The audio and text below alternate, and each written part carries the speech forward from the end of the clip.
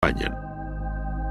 Su fuerte complexión, la concepción cerrada y prieta de la escultura, así como la ausencia del menor movimiento, tienen algo de eterna plegaria ante un dios ausente. Por el contrario, esta relación con la divinidad se hace patente en el llamado Código de Hammurabi, rey de Babilonia, labrado en una piedra de extrema dureza, como es el basalto negro, y conservado hoy en el Museo del Louvre. Este código fijó en el siglo XVIII a.C. la primera colección legislativa de la historia del derecho, que se inicia con estas palabras: entonces Anum y Enlil me designaron a mí, Hammurabi, príncipe piadoso, temeroso de mi Dios, para que proclamase en el país el orden justo. Dentro del arte mesopotámico, y de acuerdo con los continuos cambios políticos y militares que hacen de estas tierras una historia entretejida con el dolor y la guerra, destaca el capítulo correspondiente a Asiria.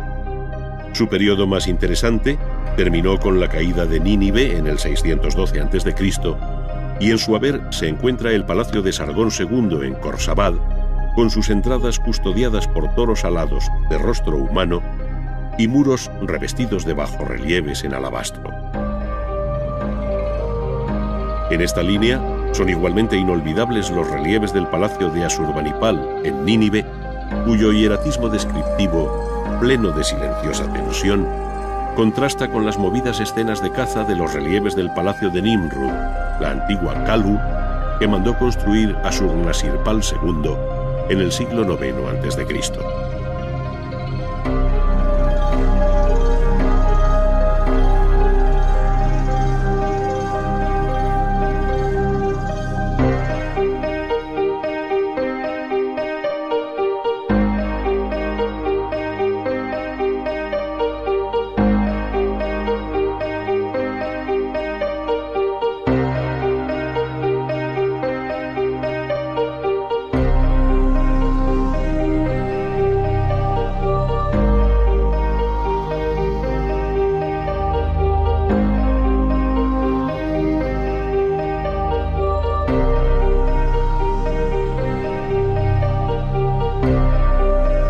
En este campo, las imágenes de animales como la leona herida quedarán para siempre en nuestra retina como una de las obras más sobresalientes de la historia del arte.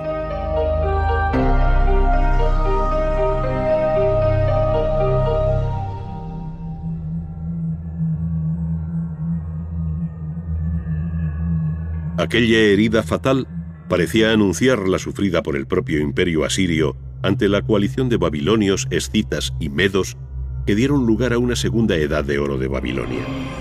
Es entonces, en el siglo VI, cuando Nabopolassar y Nabucodonosor reconstruyeron la ciudad sobre el río Éufrates que atravesaba Babilonia como un canal interior. En sus fuertes murallas se abrieron 100 puertas, según escribe exageradamente Heródoto, destacando la más cercana al palacio dedicada a la diosa Ishtar, hoy reconstruida en Berlín.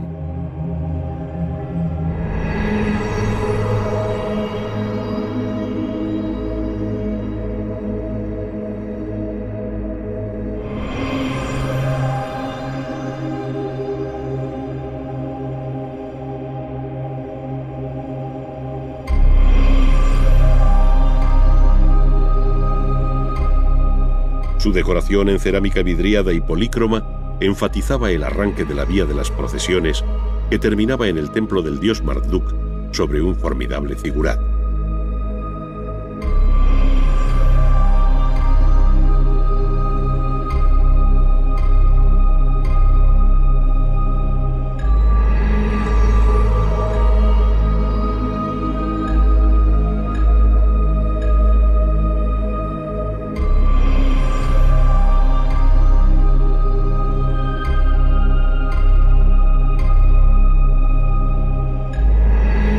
Pero lo que más llamó la atención de viajeros, soldados e historiadores fue el verdor de los árboles que asomaban por encima de las altas murallas de Babilonia como un espejismo.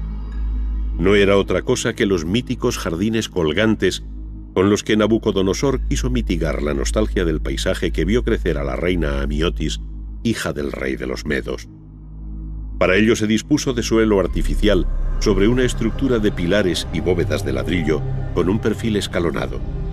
El agua se subía por un procedimiento de poleas, de tal forma que por caída se regaba el jardín de especies arbustivas y arbóreas cuya impermeabilización se aseguraba con betún. Surgió así una de las 7 maravillas del mundo antiguo, que sin embargo conocería una vida muy corta. En el año 539, Ciro de Persia entró en la ciudad y allí terminó su hegemonía.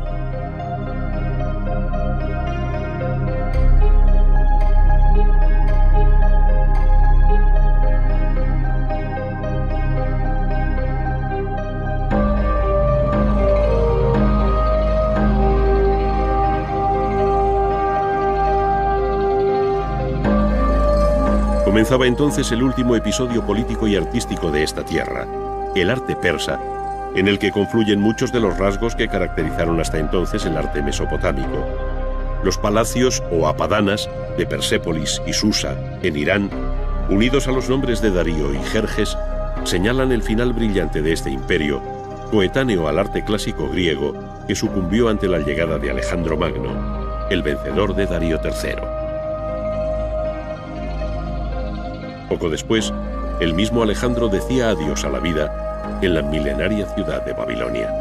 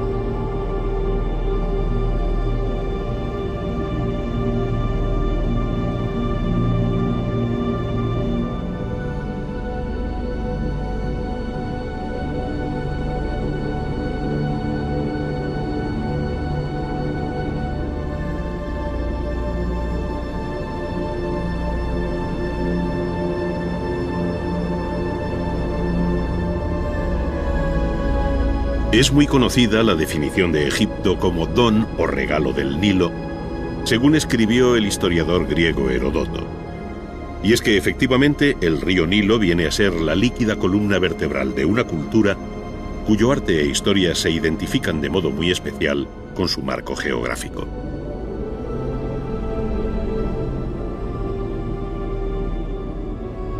Baste decir que el Nilo, al igual que separa el desierto oriental del occidental, señala también la divisoria entre la vida y la muerte, de tal manera que las ciudades, con sus monumentales templos, se erigieron en la margen derecha de su cauce, mientras que pirámides, mastabas, hipogeos y demás enterramientos se situaron en la orilla izquierda. Entre una y otra ribera, la barca de Isis recorrió las aguas del Nilo buscando el cadáver despedazado de su esposo Osiris, dios y juez de los muertos.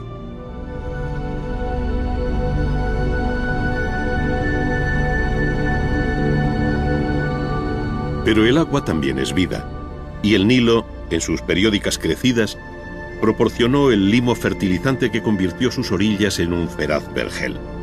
Es decir, al igual que ocurrió en Mesopotamia con el Tigris y el Éufrates, ahora es el Nilo el río que proporcionó savia a uno de los focos culturales más extraordinarios de la antigüedad.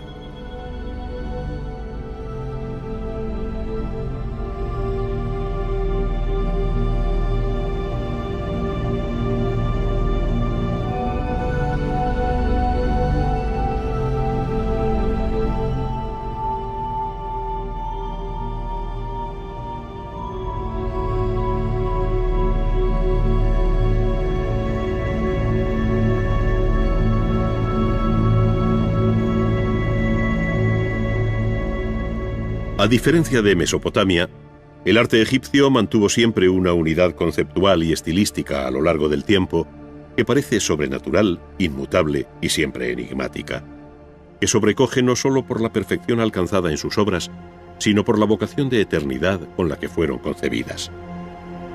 Construyeron la ciudad sobre el río Éufrates, que atravesaba Babilonia como un canal interior. En sus fuertes murallas se abrieron 100 puertas, según escribe exageradamente Heródoto, destacando la más cercana al palacio dedicada a la diosa Istar, hoy reconstruida en Berlín.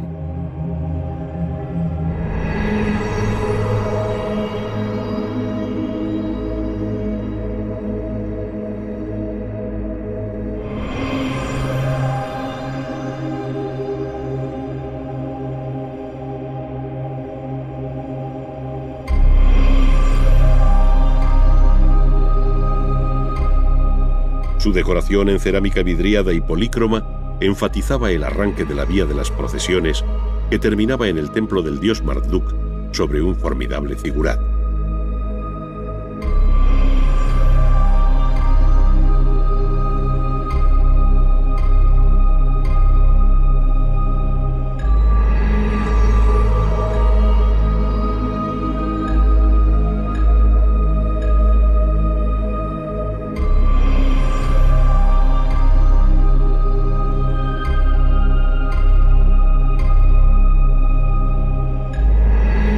Pero lo que más llamó la atención de viajeros, soldados e historiadores fue el verdor de los árboles que asomaban por encima de las altas murallas de Babilonia como un espejismo.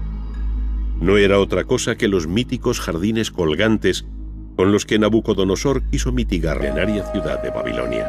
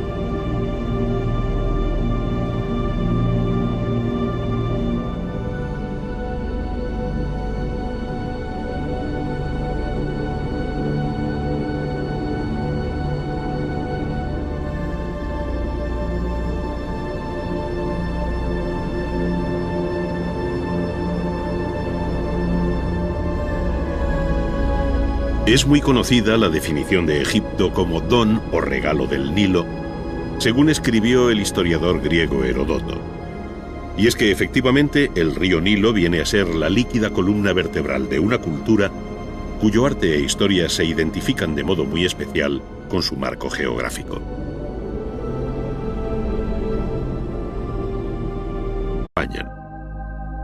Su fuerte complexión, la concepción cerrada y prieta de la escultura, así como la ausencia del menor movimiento, tienen algo de eterna plegaria ante un dios ausente.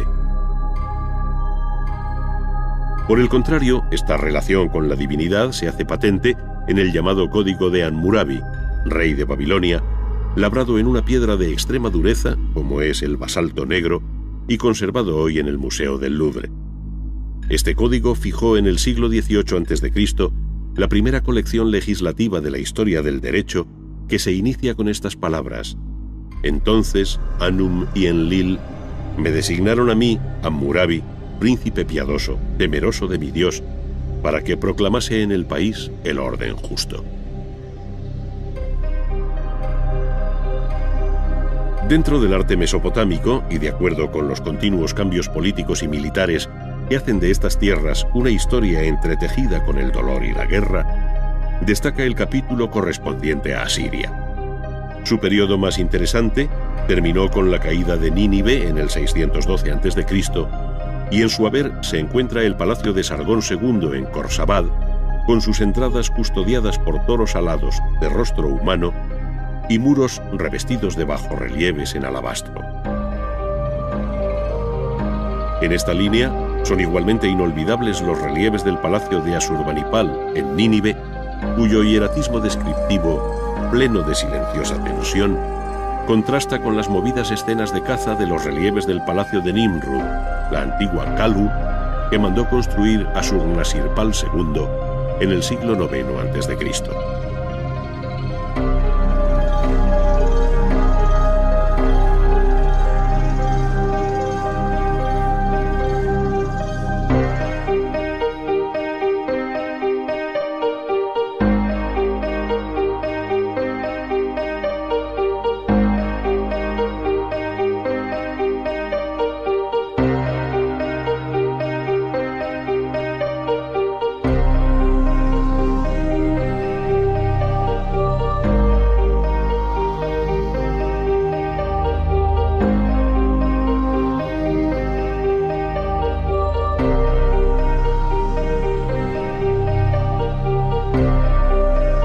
En este campo, las imágenes de animales como la leona herida quedarán para siempre en nuestra retina como una de las obras más sobresalientes de la historia del arte.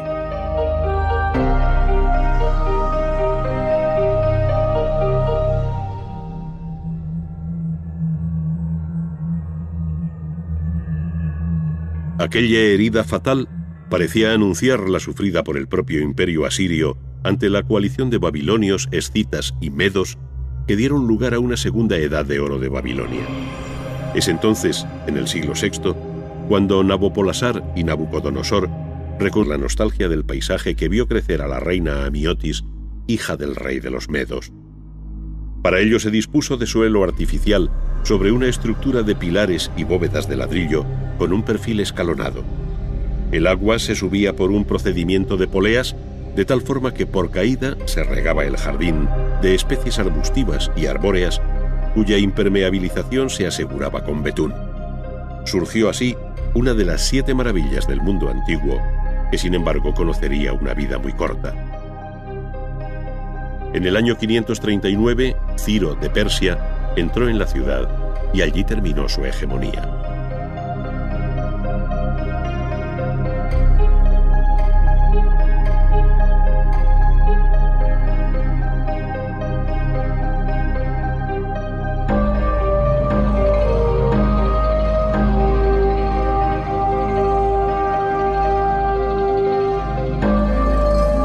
Comenzaba entonces el último episodio político y artístico de esta tierra, el arte persa, en el que confluyen muchos de los rasgos que caracterizaron hasta entonces el arte mesopotámico.